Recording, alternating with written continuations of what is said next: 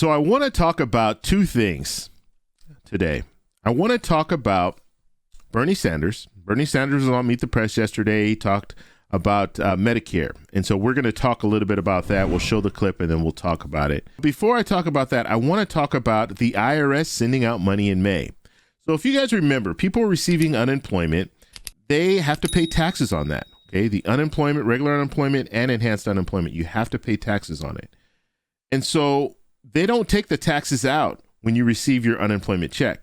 Now, this is sticker shock to a lot of people because they don't realize that. And then when they go to file their taxes, they realize, wow, I owe money in taxes, even though I was out of a job and I was only receiving unemployment. And so what the government did in the $1.9 trillion stimulus package is they excluded the first $10,200. You don't have to pay taxes on that first $10,200. But the only problem is some people filed their taxes, so they paid on it already. And so what the IRS said is, okay, look, we're going to do the recalculations and then we will send out the money to you. So this month, starting in May, the IRS will start sending out those checks. And so that's good news for a lot of people who filed their taxes prior to the $1.9 trillion stimulus package. Now, the way that they're going to do this is they are going to start with single individuals who file their taxes, then they're going to go to married couples, and then they're going to look at more complex tax returns. So that's how they're figuring this out. So they're going to do it in kind of waves. So not everyone is going to receive their refund, their check right away. It's going to take a little bit of time, but they're starting this month, which is really good news. And just as a reminder, as a combined income, you have to make less than $150,000 in order to qualify. So we're going to be following these checks coming out from the IRS. So make sure you subscribe to the channel, hit that little bell notification. That way you'll get notified anytime we put out a video. Okay, let's go on to the next story. Okay, so now let's talk a little bit about Bernie Sanders. So he was talking about Medicare, and I thought this was really good information to share with you guys, and I want to talk about it on the other end. So let's go ahead and take a look.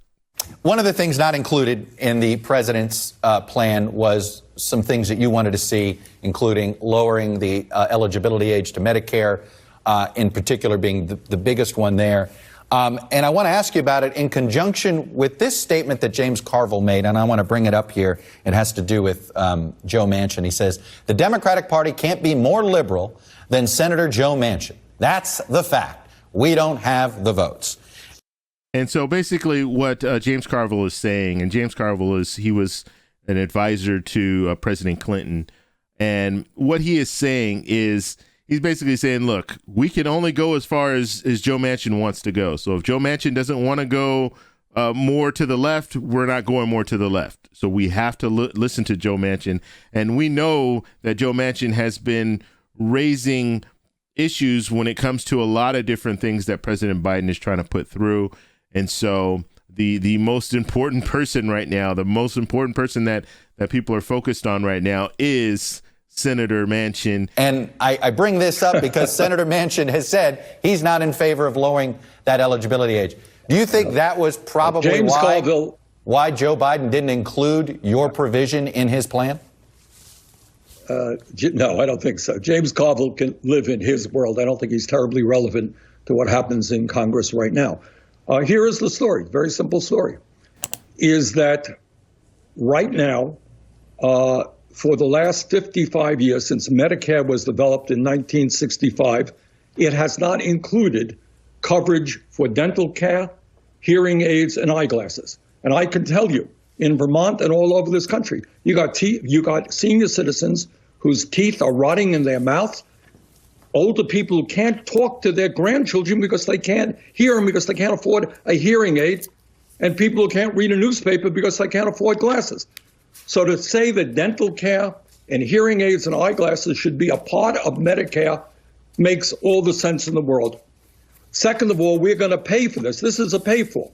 Right now, as I think every American understands, we pay the highest prices in the world for prescription drugs. We're getting ripped off every day by the pharmaceutical industry, who in some cases charges us 10 times more for the same drug that's sold in Canada or in other countries. Mm-hmm. So what we want to do is what the American people want to do. We want to negotiate prescription drug prices with the industry through Medicare.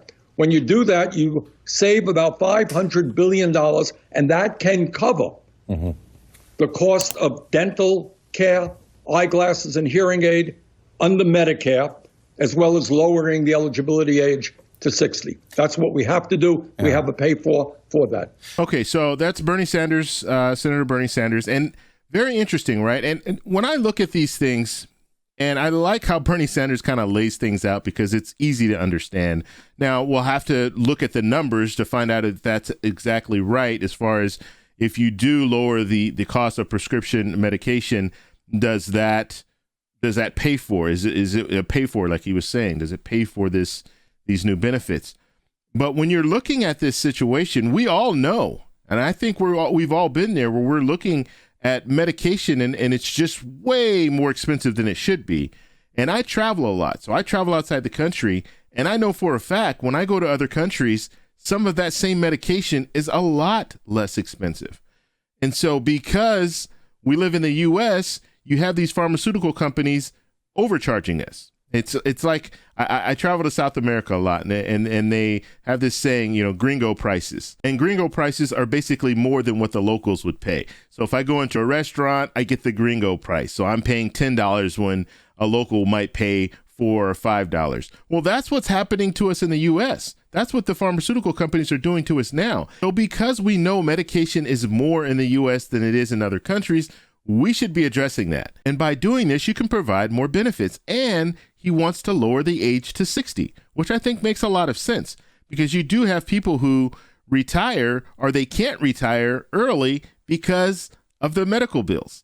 And so if you can put someone in a situation where you are allowing them to retire a little bit early because they can receive Medicare a little bit early, that's a win-win for a lot of people. So I want to know what you guys think about this. So in the comment section, let me know down below. If you like this video, please give me a thumbs up. Please subscribe for more, and I'll talk to you in the next one. Bye.